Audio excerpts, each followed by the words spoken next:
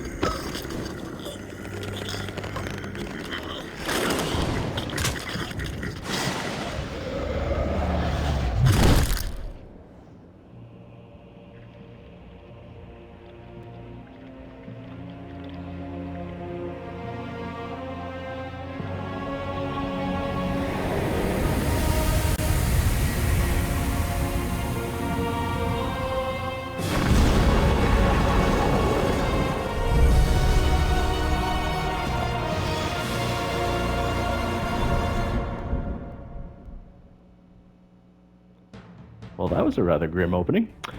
Alright, so I'm probably just going to go right through the characterization, customization. I'm not going to go too much in depth into it because I only have 15 minutes to do this. Because I am doing this on a brand new YouTube channel. Let's see, I'm going to go ahead and pick up my favorite poster boy. That's my poster boy. My race is human, elf, half elf, dwarf, halfling, gnome, half orc. I'm going to go with a good old human class. Human race, rather. Alright, so we got fighter, ranger, paladin, cleric, druid, mage, thief, bard, sorcerer, monk, and shaman. Based on my personality, I happen to like stories a lot, so I'm going to go with bard. There is also a subclass that we can pick, so we got the bard, the blade, the jester, and the skald. The bard is, bard's talents is to encourage your allies. The blade is more specifically about increasing the attack and defense. So the bard's specific ability is having a high lore score, which means if you have anything to identify, the bard is going to be able to identify those items. The blade, on the other hand, has a reduced score for lore, so it only has 1/2 of the normal lore value and only 1/2 the normal pickpocket skill, which is something that the bard can also do, is pickpockets.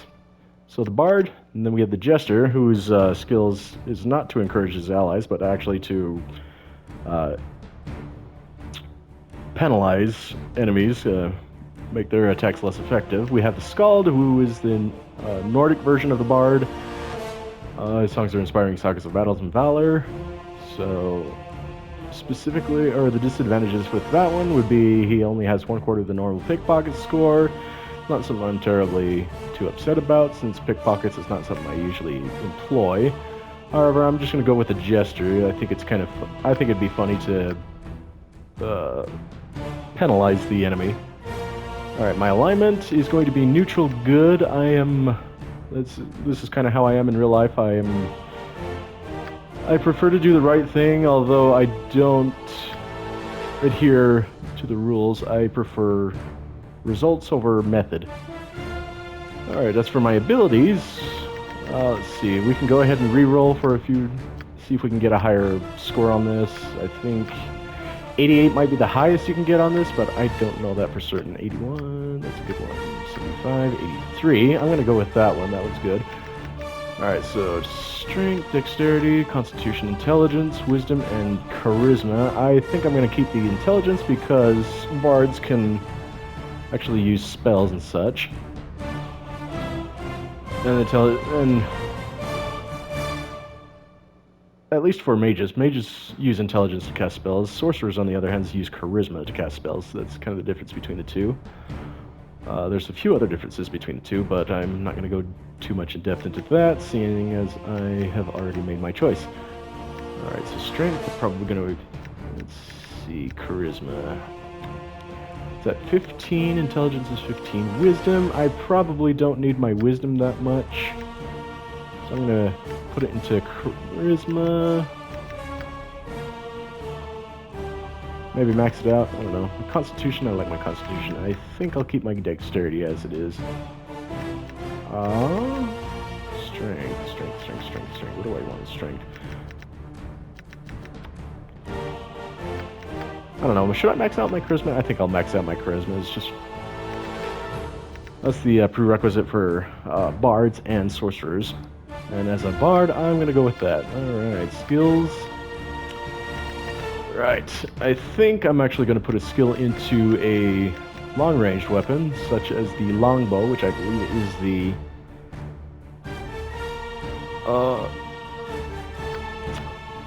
which I believe is a common weapon that you'll find out in the field. I'm also going to put it into, not the two-handed weapon style, I'm going to put it in the swordman's shield. Oops, pickpockets, that's good. I think I have everything how I want it. Appearance, my hair, I'm gonna make it nice and brown. Nice chocolatey brown. My skin, I think it looks good. I'm probably going to put... I think that'll be a good color, and then I'm gonna make the highlights red, because I like red, that's my favorite color. Actually, yeah, that looks good. I like the way he looks. What do you guys think? Is that good? I think that's good. Alright, I'm not going to waste too much time going through all of these different... All will die. Your life shall be mine. Death will come swiftly for you. Yeah, that's... yeah, that kind of chills me. That's a chilling voice. Go, go, go! Now you're going to be sorry! Who's in for it now? You don't stand a chance. Your doom approaches. Okay, so yeah, I'm not gonna go to him. So I think Your life ends here. This is pretty much my default voice for every time I play this. So I play this a few times. I'm gonna give my name. My name is, as I have said before, it is... Actually, you can't see this, can you? I'm just gonna go ahead and type it in. So my name is going to be Alex. We are done. I'm going to accept that. Alright, and here's our difficulties. I'm going to set it on normal, which is enemies deal 25% less damage. Do not use the most powerful spells and items. Party members cannot permanently die. Hit point rolls are maximized. Spells can be copied into spellbooks without failure, which is nice. On higher, easy difficulty, you get +6 to luck. Enemies are fewer, use only the weakest spells and items, deal 50% damage. Party members cannot permanently die. Hit points rolls are maximized, and spells can be copied into spellbooks without failure. And then we have story mode, which is pretty much easy mode, except that you can't die in battle whatsoever. Also, you get a bonus to your weight limit, so you can carry, like, I believe 1,000 pounds worth of items in your inventory. Otherwise, you're just going to be using the... Otherwise, the weight limit is going to be determined by your strength. I'm going to go ahead and go on normal. I'm going to see if we can do this without dying too many times. I'm not going to promise anything. I have terrible luck, and... Nestled atop the cliffs that rise from the Sword Coast, the citadel of Candlekeep houses the finest and most comprehensive collection of writings on the face of Farron. It is an imposing fortress, kept in strict isolation from the intrigues that occasionally plague the rest of the Forgotten Realms. It is secluded, highly regimented, and it is home. Within these hallowed halls of knowledge, your story begins. You have spent most of your 20 years of life within this keep's austere walls, under the tutelage of the sage Gorion. Acting as your father, he has raised you on 1,000 tales of heroes and monsters, lovers and infidels, battles and tragedies. However, one story was always left untold, that of your true heritage. You have been told that you are an orphan, but your past is largely unknown. Lately, Gorion has been growing distant from you, as if some grave matter weighs heavily on his heart. You have asked about his concerns as gently as possible, but your queries have been in vain. Your sole comfort is the knowledge that he is a wise man, and you know he will tell you when the time is right. Nonetheless, his silence is troubling, and you cannot help but feel that something is terribly wrong. Today, Gorion has appeared more agitated than ever, and now he has uncharacteristically interrupted your chores in the middle of the day, imparting hurried instructions for you to equip yourself for travel. He has handed you what gold he can spare, but given no clue as to why.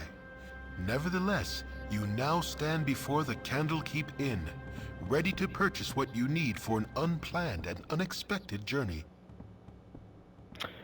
And with that, we are going to be jumping right into the story in the next episode, seeing as I had to have these episodes rather short due to my new YouTube channel.